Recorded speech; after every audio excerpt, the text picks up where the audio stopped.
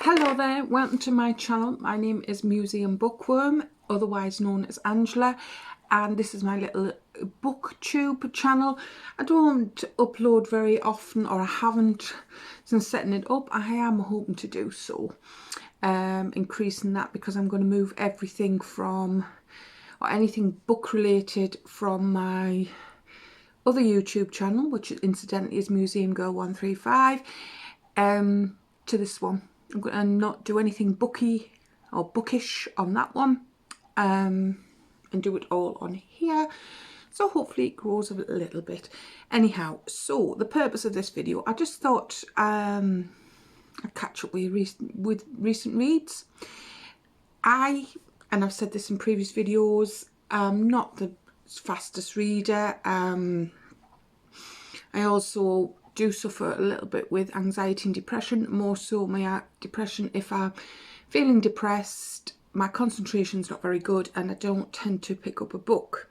I also at the minute really desperately need my eyes testing, so I'm finding it quite a strain reading, so I'm not sitting reading as long as I did, but we're getting there. I'm just trying to see what that is. Is that me? Oh, it's a tag. I'm thinking, what's that on me collar? So yeah, but I thought I'd go through what I've just finished reading, what I've started to read, and yeah, a little chat about it. So the last book I finished was The Small Island by Andrea Levy.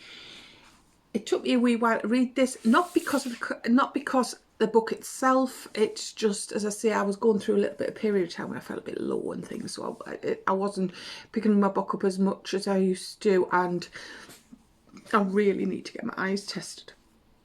So this is a winner. Apparently it's a Whitbread sorry, I do have a cough. A Whitbread novel award, and also the Orange Prize for Fiction Best of the Best in 2005. So it tells you how long that's been out. I do think it actually was made into a series as well. Pretty sure it was. So this is entrancing, disturbing at the same time.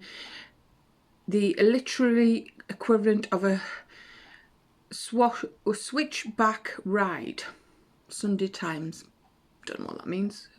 Switchback ride? Don't know. Anyway, so for those of you who haven't read it, 2 seconds, I'm going to get me a cup of tea. About that, I need to get a drink. So those of you who haven't read it, it's actually set mostly around the year of 1948. So it's 4 years after the Second World War has finished. And it really, I suppose, is about 3 characters. Concentrates on the 3 characters, which is Queenie, Gilbert, and actually 4 characters. Sorry. I think she was Hortense or Hortense. Don't know if I'm pronouncing that right or reading it right. And Queenie's husband, I'm gonna say he was called Bernard. I'm looking on the back there. I'm pretty sure he was. Doesn't say on there, but I'm pretty sure he was. Right, so it says in 1948 England is recovering from a war, but at 21 Navon Street, London, the conflict has only just begun. Queenie Blythe neighbours do not approve when she agrees to take in Jamaican lodgers, but when her husband Bernard, I thought it was Bernard, and it's at the top, not back from the war, and what else can she do? So what that must be with her husband Bernard not back from the war, what can she do? Gilbert Joseph is one of the several thousand Jamaican men who joined the RAF to fight against Hitler. Returning to England as a civilian, he finds himself treated very differently. Gilbert's wife Hortense too has longed to leave Jamaica and start a better life in England. But when she joins him, she's shocked to find London shabby, decrepit, and far from the city of her dreams.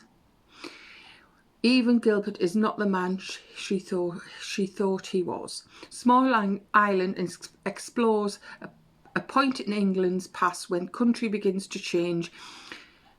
It's delicately wrought with profounding moving. In this delicately wrote and profoundly moving novel, Andrea Levy handles the weighty themes of empire, prejudice, war and love with superb lightness of a touch and generosity of spirit. And then it's got reviews like wonderful, seamless, magnificent achievement, a great read, honest, skillful, thoughtful, important, a cracking good read, never less than a finely written, oh God, I've got itchy nose now, rich in detail, little nuggets of stories, and it's full of warmth, jokes and humanity as you could wish. Give us a new urgent take on our past. Right, so I enjoyed this. So probably it would have been probably a 4 out of 5. Not my favourite novels, but I enjoyed it. And I think what it says there, that where it says gives us an urgent take on our past, I think that's really true, because what you had to get used to in this novel was that, well, really, like we say, it's 1948, and these, so Gilbert and the other thousands of Jamaican men who joined the RAF, they were fighting for England. They were fighting for this country, this, our homeland, and a land that they regarded as a homeland, as a nation of theirs, of that they were part of our country. And like we say, they fought against sorry, I need my tea again. I'll keep it in my hand. So they fought against Hitler. They were with us. They stood side by side with us. They fought for this country. And then so you get a little insight, very slightly, into the wartime, what's happening with them in the war, a little bit insight into their life in Jamaica beforehand, and the kind of land they came from, the country they came from, their culture that they came from. And so then they arrive in London, and like everybody, they think, you know, it's a little bit like the Dick Whitton, isn't it? They think it's a city of gold. And it's not, especially after the war, when we've had bomb raids and you've just got derelict buildings and still rationing, and it's very much a dampened down country. We're getting back, we're recovering, as it says there, is recovering from the war. But what you find is, I mean, they talk about, it must have been, I think, when the GIs were, I'm trying to think what country, they weren't in, he wasn't, Gilbert wasn't in America. Did he go to America for a short time, possibly? I can't recall. But so, I think he was, actually. And he talks about more so in America and the GIs, and how that you're expected to sit at the back of the cinema, you're segregated, you're thought about as a lower class, you know, how dare you have the right to talk to us, how dare you have the right to talk to our women, don't look at our women that way. And likewise it comes to London and encounters that, like we say, in the street, the neighbours, again, you know, they're stared at, they're looked down at, they're treated as second-class citizens. He talks about, you know, trying to get jobs, or jobs that he would, you know, he'd gone into the RAF with expectations of learning to fly, and was given, I was going to say the menial jobs, but the, you know, the more hidden jobs, because just thought of as lesser citizens. And it you know, it shows you that how far away that hopefully them thoughts are now. But it's not a distant past. It was in 1948. It was what, 71 years ago, 71? Yeah, 71 years ago. And, you know, fortunately we've moved on. Fortunately it's not looked upon that, and there's a, so it's just,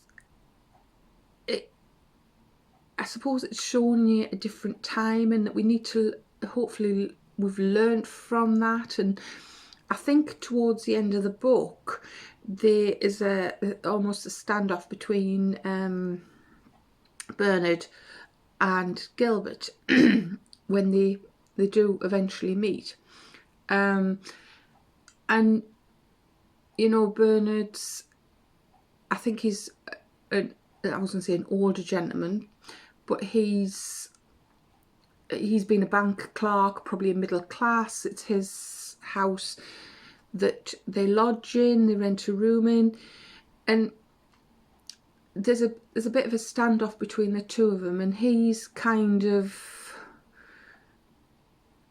saying to Gilbert, you know, well, how dare you look at my wife like that. I mean, and there's nothing between Gilbert and Queenie, but you know, I think he's comforting her for some reason, and he puts his hand on her arm, and he's kind of, don't you touch my wife, don't you dare, don't you know, you kind of, well, yeah, you know, you're not worth it, you're not worthy of that. And Gilbert stands up and he kind of says, do you know, mate, we stood together, well, not literally stood together because we didn't fight together, but we stood on the same side in the war. I fought for this country, for the homeland.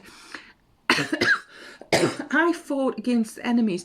I was your equal then, you know, almost. It was all right then. You accepted the fact that, as they call them in here, darkies, and that's what they get called. Oh, you darkies. And you know, and too right, he was saying, you know, I was okay then. People like me or us darkies were okay in the war to stand next to you and fight for the country and help you, and you know, I was going to say look after you, but do you know what I mean? We were equal then, and yet now when we come back here, suddenly I'm nothing, I'm not worth it. But I did as much as you, kind of thing, in the war. I fought as much as you. I was as equal as you in the war.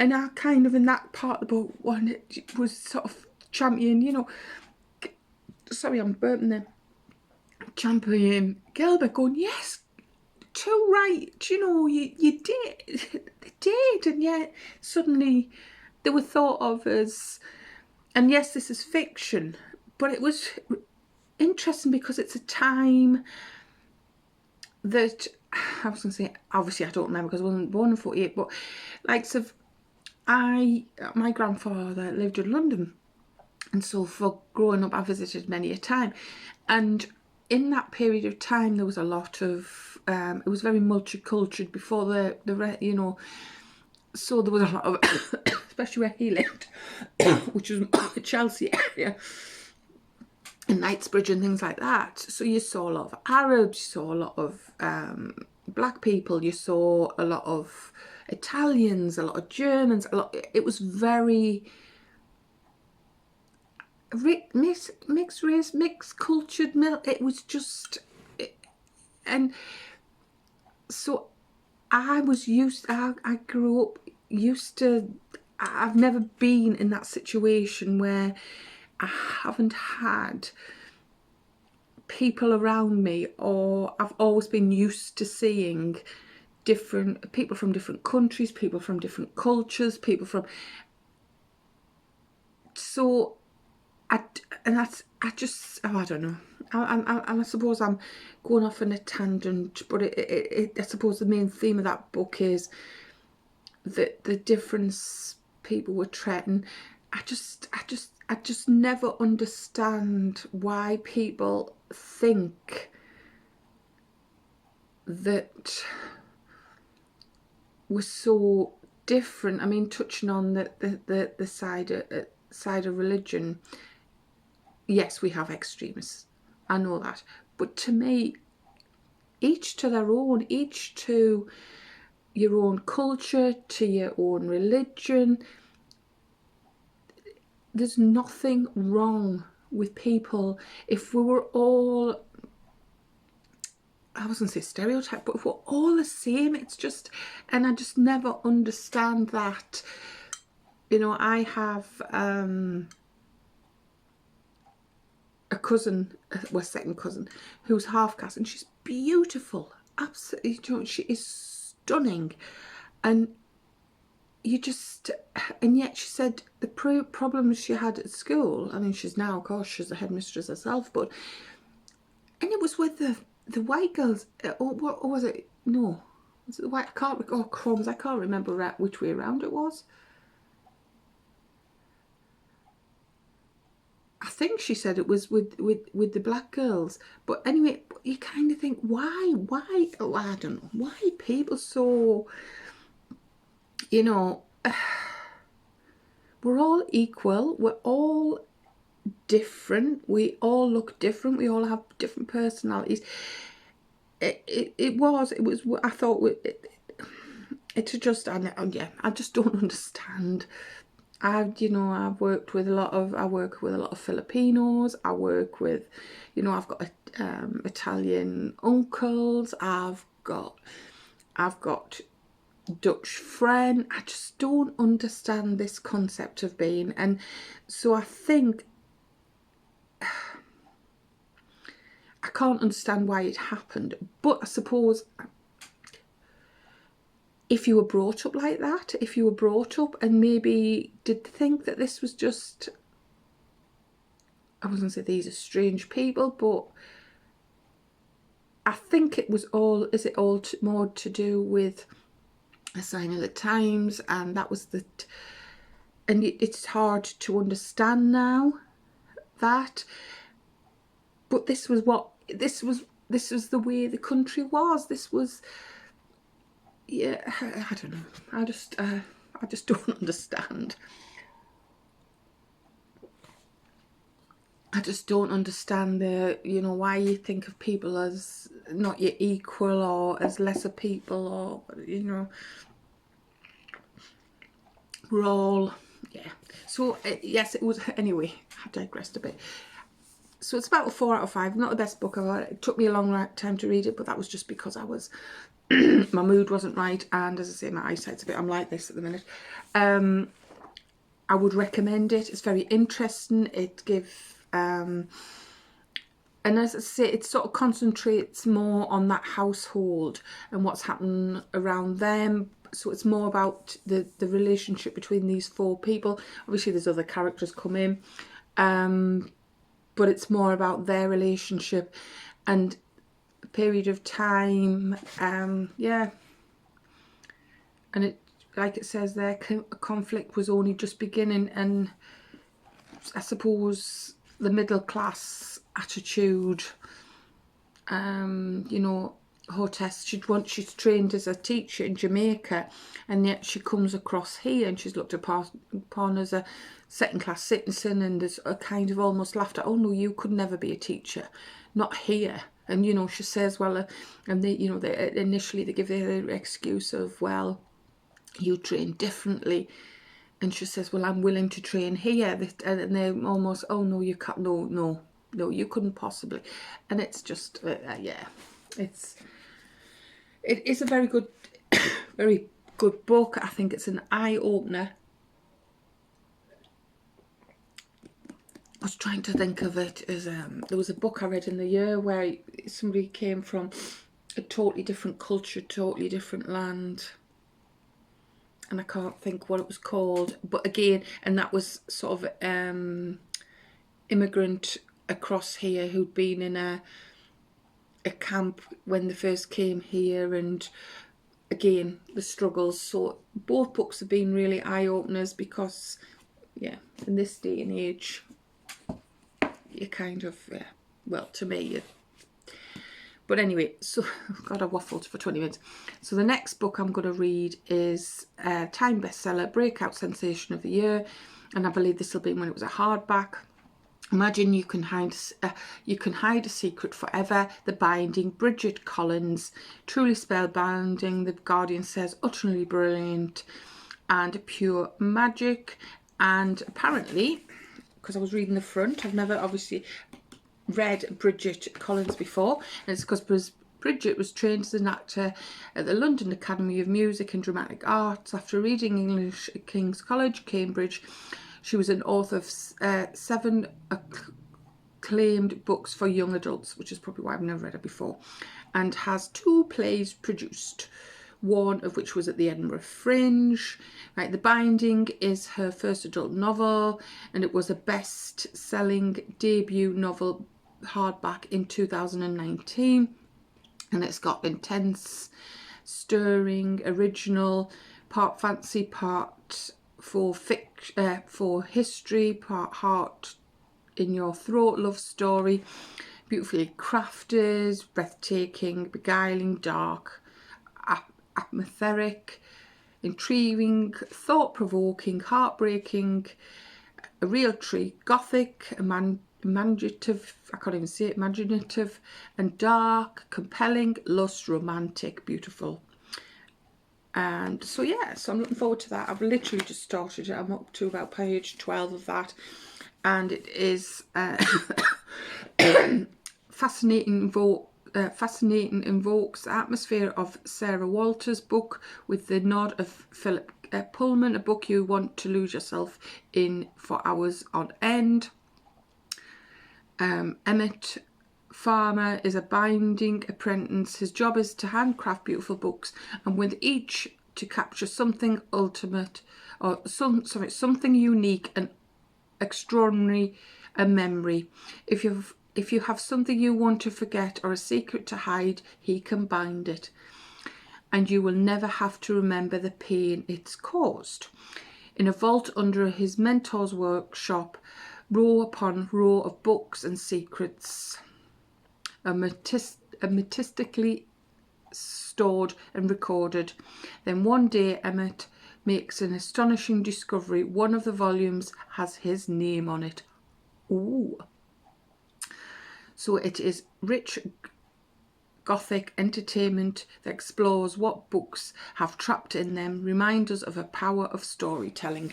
So that is the book I am reading at the moment. I know I twittered on a lot for my first book I was talking about, but that is my current read, and yeah, I am really looking forward to that. Yes, and I think I'm going to discuss this with one of my friends on YouTube, Nikki. She is going to be reading this as well, so we said we might sort of discuss what we thought about it. She's a really fast reader, so she will have read this way before I'm finished it. In fact, she'll have read it before I even get to the first 10 pages, I think. But anyhow, so yes, so that is my book. I have whittled on. I hope to make more videos very shortly for you. If you don't already subscribe to my channel, please do. I really would appreciate that. Give me a thumbs up if you enjoyed this video. I'm sorry it's so long, but I just twittered on. I like to talk about the books. And yes, comment down below. Have you read either of these books? If so, what did you think? Yes, take care, and I'll see you very shortly for another video. Bye bye.